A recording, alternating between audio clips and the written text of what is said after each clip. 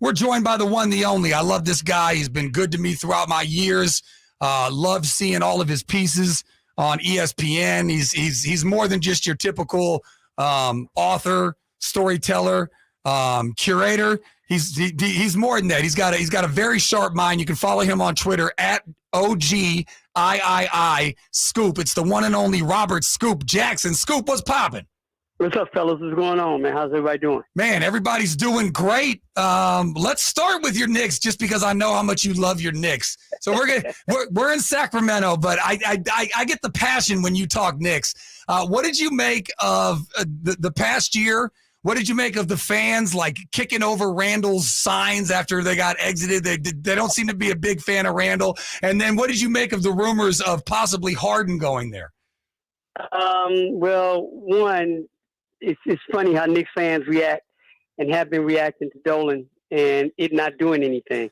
So it's like we felt. Well, I can't say that all Knicks fans have felt that way, but it seems to be ramping up year after year, and they're getting more behaviorally bad when it comes to Dolan. And I think all the scare tactics are gone away, like fans that have season tickets and fans that pay to go to the Garden. I think they're not scared anymore about being targeted and kicked out and treated like Spike Lee and Charles Oakley. Now, I think at this point they don't give a damn.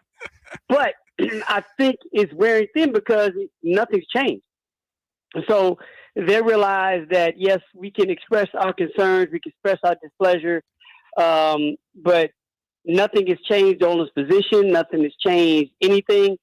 He's still around. He's still, Lord Vader of Manhattan, and the Kings still suck. Yeah. What do you mean? Hey, Scoop, they got to the second round. Right.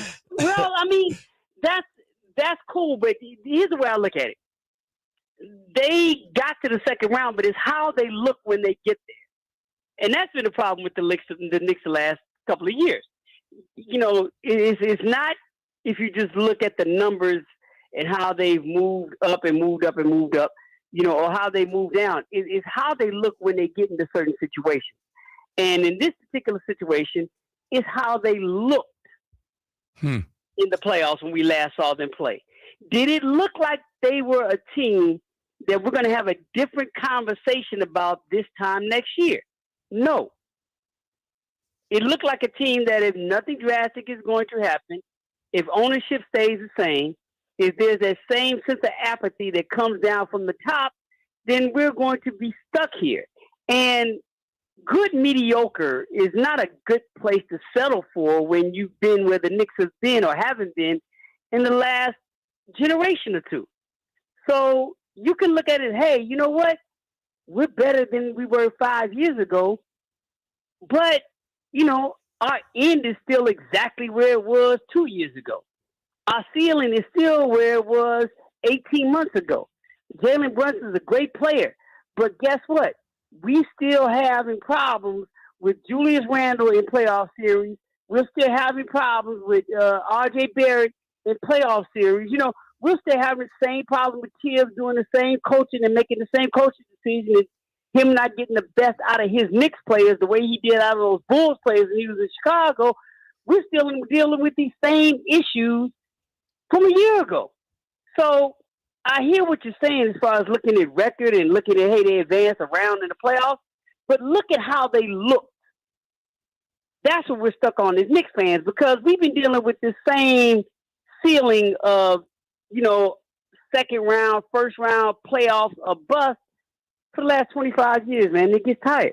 Scoop, the whole NBA world has one eye on Vegas right now in the Summer League and the other eye on Dame Watch. How do you think this whole Dame Lillard situation plays out?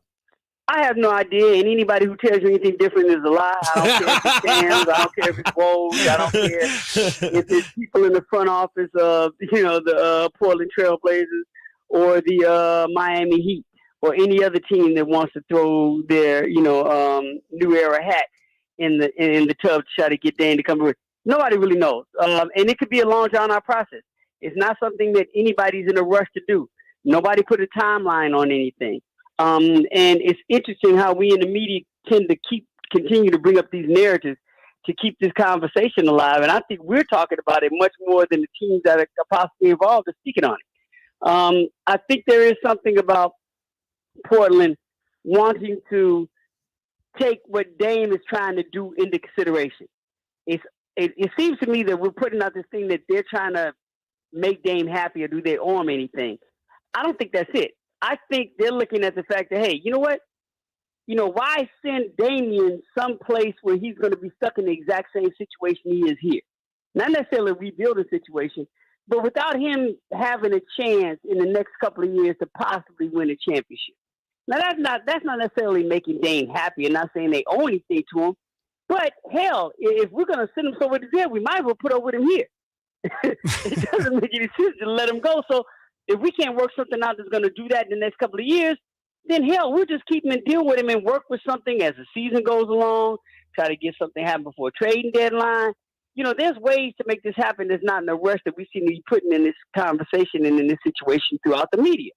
And Miami's not going to do anything or nothing's going to happen to their roster in the next, 6 months that's going to make it more attractive for Portland to be like, hey, let's do a unilateral deal and make this happen and we can wash our hands of both of it.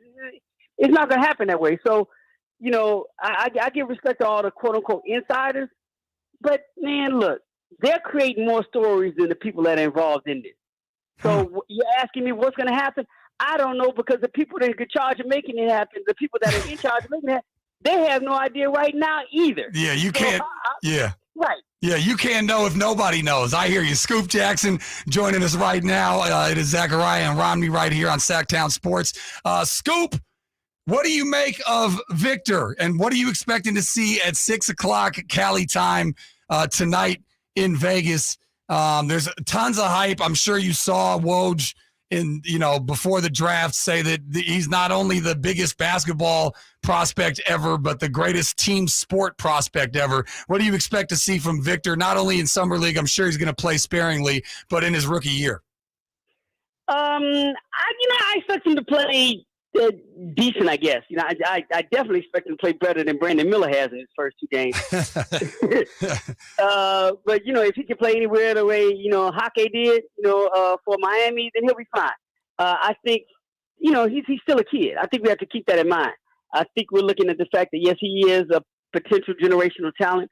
I think, we have to look at the fact that he has a skill set that we haven't really seen, but he is a kid who's walking into a situation where over the last week of his life has changed. He went from going around in France where, he was I wouldn't say he was a superstar there, but, they knew who he was and he was treated as such. He didn't get that iconic treatment where he had to have security everywhere he went, and every step he made was being documented while he was over playing basketball in France. But the minute he gets over here, you get Britney Spears turning into a Karen trying to get to him, And how do you deal with that at 19 years old when it happens overnight? And you're living in a country. This is your first time over in a country that you haven't even lived in before. Yeah. So, and you're already dealing with TMZ. It's been a lot.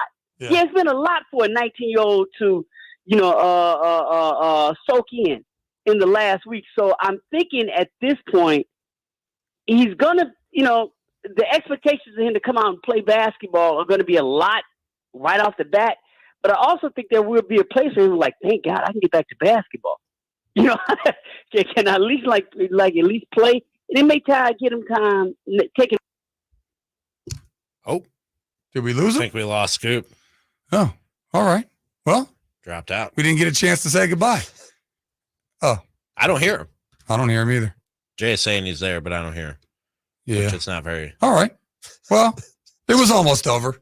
Yeah, we were about to go to a break. You were going to squeeze one more in, but that's all right. Yeah. Anyways, that's that was okay. Go ahead. Go ahead, Scoop. Finish your point. You. Oh, there he is. There we go. There we go. All good. Yeah. I think I had a remaining phone balance. My bad. No, I think he'll play okay. I think he'll settle in. I think at some point, the pressure of having a spotlight on him will kind of subside as the game goes on, and he'll just be happy to be back on a basketball court and doing what he naturally has done, for the last 16 years of his life, and it just become basketball to him. Scoop, who do you think helped themselves the most this offseason? Team-wise? Yes. Wow, that's a good question. You know what? That's a really good question. Overall, that's a really good question. Damn. I have not thought of, you know what? Probably not, in all honesty, maybe on low key, the Milwaukee Bucks. Oh, and I say that because they really didn't lose anybody. Huh. And I'm not taking anything with Mike Budenholzer, or losing him as a coach. But I think that they needed that change inside of there. But they didn't lose Middleton. They didn't lose Lopez. You know what I'm saying? Yeah. And they were the 1 seed. I mean, they were the 1 seed, and outside of Giannis's injury, we could have seen a run back. So I think the fact that they didn't lose anybody, and they got a fresh start with a new voice from a coaching standpoint, I think they may come out as the winners. But also low-key, I could say the same thing about Sacramento. And the fact that I don't know how they ended up with Chris Duarte. And to me, that's one of those low-key signings that is going to play a big dividends because of what they're bringing back to the table. And they're 1 year removed from, making another run after being comfortable with what it's like to win. I think their offseason was, somewhat amazing as well. All right. Say music to everybody that's listening's ears right now, Scoop Jackson. You just won the hearts. Everybody go out and follow him at OGIII. Scoop, storyteller, curator, author, fantastic individual, always good to me. I really appreciate you taking out the time for me, Scoop. Always, man. Always. Good always talking to y'all, man. Let's see what happens. Let's see if Victor does a decent thing tonight, or if he gets, play basketball and get used to just playing basketball. Yeah, for sure. All right, Scoop. Have a blessed weekend, man. Be well, fellas. Y'all too. All right. Scoop Jackson, the one, the only. Love that guy, man. Does that count as three good questions? Yeah. Does that count as 3 good questions? I think good question standings? I think if he repeats it, I think it counts as 3. I would say so. And Judge? Because that just tells you how good a question it is. That exactly. Need to repeat he's just dumbfounded or doing something on the other line. He's texting somebody, just needing something to stall out time, Robbie. So I'm gonna give you about 1.5. Okay. All right. Judge rules. All right. Coming up next. Tough crowd, man. How did we not get to it? It is a game that I have not played, but I'm looking forward to play. You can call in 916-339-1140. Check us out on YouTube. Just check out Sactown Sports. He's Romney. I'm Zachariah. 1140 a.m.